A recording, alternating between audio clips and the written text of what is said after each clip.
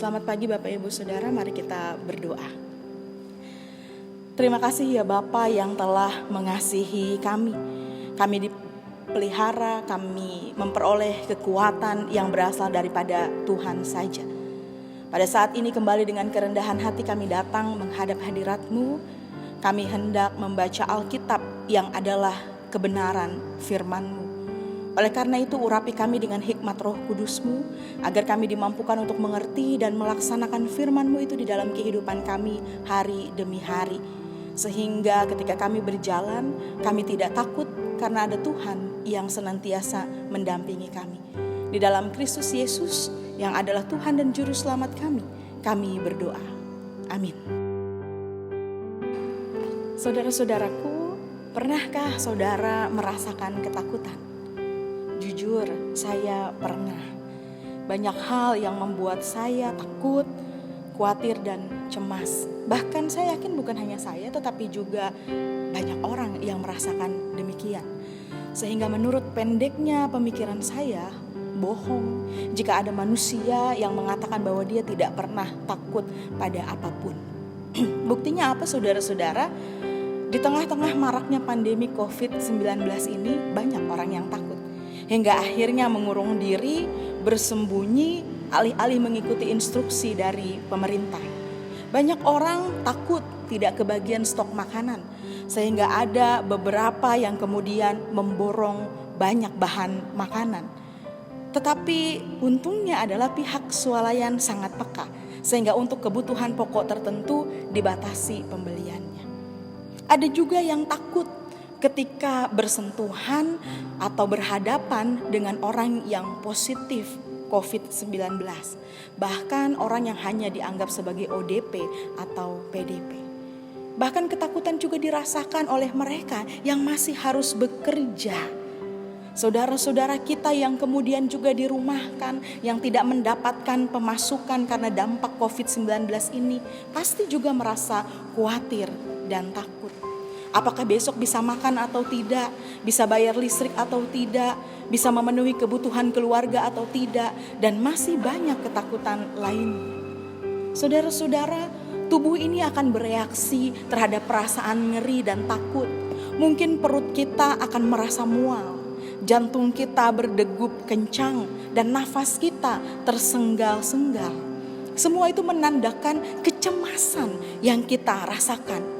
Tubuh kita secara alami memberikan reaksi yang membuat kita tidak bisa mengabaikan perasaan yang tidak nyaman itu. Tetapi pernahkah kita bertanya apa arti sebuah ketakutan itu? Apakah ketakutan itu bermanfaat bagi kehidupan kita? Dan bagaimana cara menghilangkan ketakutan itu untuk selamanya? Saudara-saudaraku, jika kita benar-benar percaya dan dekat dengan Tuhan serta menaruh harapan hanya kepada Tuhan, maka perasaan takut itu akan berkurang dan membuat kita semakin kuat di dalam menghadapi segala persoalan. Rasa takut sebenarnya adalah sesuatu yang diberikan Tuhan sebagai berkat. Dengan memiliki rasa takut, kita menjadi lebih waspada dan berupaya merancang berbagai macam cara agar kita menghindarkan diri dari bahaya. Saudara-saudara, pembacaan kita di dalam minggu hari ini, Yohanes pasal 20 ayat 19 sampai 23, berkisahkan tentang para murid yang berkumpul dalam ruangan yang terkunci karena rasa takut terjadi. Ketika mereka melihat kubur Yesus yang kosong dan setelah Maria Magdalena berseru bahwa ia telah melihat Yesus yang bangkit. Apakah rasa takut itu membuat mereka merasa lebih baik? Ternyata tidak. Ketakutan akan selalu mencuri damai sejahtera. Sungguh manusiawi saudara-saudara apabila para murid masih mengalami ketakutan seusai menyaksikan peristiwa penyaliban sang guru yang amat mengerikan. Dalam rasa takut yang mereka miliki, maka yang mereka lakukan adalah bersembunyi, mengurung diri dengan pintu-pintu yang terkunci. Bila mengingat keberingasan masa dan para prajurit pada waktu itu, pastilah para murid merasa ngeri. Mereka tahu bahwa orang-orang Yahudi membenci Yesus dan para pengikutnya itu. Mereka telah merencanakan kematian sang guru, sehingga di dalam pemikiran para murid adalah mungkin saja kini giliran mereka yang akan menjadi target pembunuhan massal. Di tengah-tengah ketakutan itulah mereka mendengar suara sang guru yang berkata dengan penuh kasih, "Damai sejahtera bagimu." Saudara-saudara, sebuah ungkapan salam yang sering dipakai oleh orang-orang Yahudi. Ungkapan yang bukan hanya sekedar salam, tetapi ungkapan yang mendoakan agar orang lain mengalami sejahtera, baik secara jasmani dan rohani, di dalam dan di luar pribadinya. Namun pertanyaan kemudian adalah, dari mana Kristus masuk ke dalam ruangan yang masih terkunci itu? Inilah saudara-saudara yang sangat luar biasa, bahwa kuasa Kristus yang bangkit itu tidak dibatasi oleh tembok dan pintu.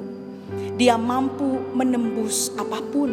Bahkan dia mampu untuk menembus ketakutan para muridnya dan mengubah ketakutan itu menjadi sukacita, ketenangan dan kedamaian, serta memberikan semangat baru bagi para murid untuk melangkah menjadi saksi dan utusan Kristus. Perjumpaan para murid dan sang guru yang telah bangkit itu membawa perubahan yang luar biasa. Takut lenyap, damai pun berkuasa. Sapa dan salam damai itu bukan hanya sekedar kata-kata, tetapi memiliki kuasa yang menembus ruang hati yang dililit oleh ketakutan. Yang kemudian itu menjadi awal dari babak baru kehidupan mereka sebagai utusan Kristus yang siap berkarya. Saudara-saudaraku, perjalanan hidup sering diwarnai berbagai cerita suka maupun duka. Tidak jarang kita pun melakukan hal yang sama dengan para murid pada saat itu. Mengurung diri, bersembunyi ketika ketakutan, kesedihan dan keputusasaan melanda hidup kita. Ada yang undur dari persekutuan, bahkan dari pelayanan. Namun iman kita yang bertumpu pada Yesus yang bangkit mengalahkan semua itu. Kebangkitan Kristus menghalau semua kesedihan, ketakutan, dan keputusasaan. Yesus datang menghadirkan damai sejahtera, dan kita pun diutus untuk menghadirkannya di tengah-tengah kehidupan kita, keluarga kita, lingkungan kita, persekutuan kita, bahkan di tengah-tengah masyarakat. Saudaraku, sebagai umat yang sudah mengalami perjumpaan dengan Yesus sehingga memperoleh sukacita dan damai sejahtera, maka kita pun harus berani untuk berbagi kasih, menyatakan kebenaran dan bersaksi tentang karya Yesus di tengah-tengah kehidupan kita. Terutama ketika kita hadir di lingkungan masyarakat yang sering kali tidak peduli dengan kelompok masyarakat yang rentan, yang mengalami ketidakadilan atau kekerasan terjadi dikarenakan ketakutan-ketakutan yang masih melingkupi masyarakat. Kita hadir dan menolong mereka yang terdampak COVID-19 melalui aksi nyata kita, baik di dalam doa maupun tindakan yang bisa kita perbuat. Maka teruslah kita berkarya, berdoa untuk mereka yang sakit, berjalan dalam kekuatan Allah, kasihilah sesama kita, lakukanlah kebaikan bagi semua orang. Pakailah kesehatan kita untuk melayani, bukan untuk bersembunyi. Ketahuilah bahwa Tuhan Yesus yang bangkit dan hidup itu mengalahkan segala ketakutan. Kiranya kebangkitannya sungguh membawa damai sejahtera bagi kita yang percaya kepadanya. Dan kemudian kita dapat dipakainya menjadi pembawa damai bagi semua orang. Damai sejahtera dari Tuhan adalah bahan bakar, kekuatan, semangat, dan motivasi untuk membagikan kasih Kristus kepada sesama. Sehingga jangan kita takut. Alkitab menyaksikan dan menuliskan ada 365 kata jangan takut. Dan itu bisa kita artikan bahwa Tuhan mengingatkan kita untuk tetap tegar menghadapi hari-hari kehidupan kita. Jangan takut, aku adalah. Itulah janji Tuhan bagi kita. Tuhan menolong dan memberkati kita. Amin. Mari kita berdoa. Ya Bapa, kami adalah manusia yang lemah, yang seringkali khawatir dan takut. Tetapi firman-Mu mengingatkan kami bahwa kebangkitan-Mu mengalahkan ketakutan kami. Maka ajarlah kami untuk memegang teguh iman kepadamu ya Allah. Sehingga sebagai umat yang telah mengalami perjumpaan dengan Engkau, kami memperoleh shalom, damai sejahtera dan sukacita.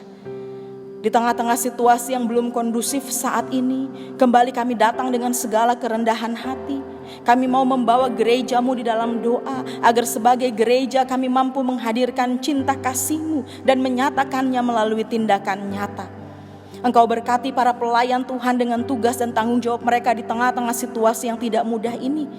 Bahkan seluruh anggota jemaat Tuhan, berkati mereka, tolong mereka, agar mereka tidak mengalami ketakutan namun tetap berharap kepadamu. Bagi yang sakit Tuhan sembuhkan, bagi yang berbeban berat Tuhan beri kelegaan, bagi yang mengalami duka cita Tuhan gantikan dengan sukacita. Meskipun kami tidak saling bertatap muka, tapi kami yakin Tuhan mengeratkan kami melalui doa. Ya Tuhan, kami berdoa untuk para korban yang terdampak COVID-19 secara langsung, agar memperoleh anugerah Allah dan kesembuhan. Mereka yang dikarantina agar dapat tetap tenang dan mendapatkan suplai bahan makanan. Para medis dapat mengobati korban dengan efektif dan tubuh mereka dapat kebal dari paparan virus. Para peneliti dan ilmuwan agar mampu menciptakan vaksin yang berguna bagi pengobatan dan pencegahan di masa depan. Para pemangku kebijakan agar mereka segera membuat peraturan yang menjamin keamanan setiap warga dari ancaman virus. Bahkan saudara-saudara kami yang harus dirumahkan dan tidak lagi memperoleh penghasilan, kiranya Engkau tetap terus memelihara kehidupan mereka. Mampukan kami juga untuk bisa menahan diri dengan tidak menyebarluaskan informasi-informasi terkait COVID-19 yang belum bisa diklarifikasi kebenarannya. Ingatkan kami untuk tidak lupa pula menerapkan pola hidup yang sehat, sehingga kami dapat meminimalisir potensi terinfeksi virus corona ini. Kami yakin ya Tuhan, sesuai dengan waktu Tuhan yang indah, bahwa semua ini akan berlalu. Kami akan hidup di dalam kemurahan kasih-Mu. Maka ajarlah agar kami tidak takut, namun dengan berpengharapan kepadamu dan mengimani janji-Mu, kami dipulihkan, memperoleh sukacita dan damai sejahtera. Karena kami yakin Tuhan adalah. Ampuni kami ya Tuhan, agar kami layak di hadapan-Mu. Di dalam nama Yesus Kristus, Sang Juru Selamat yang bangkit dan hidup, kami berdoa. Amin.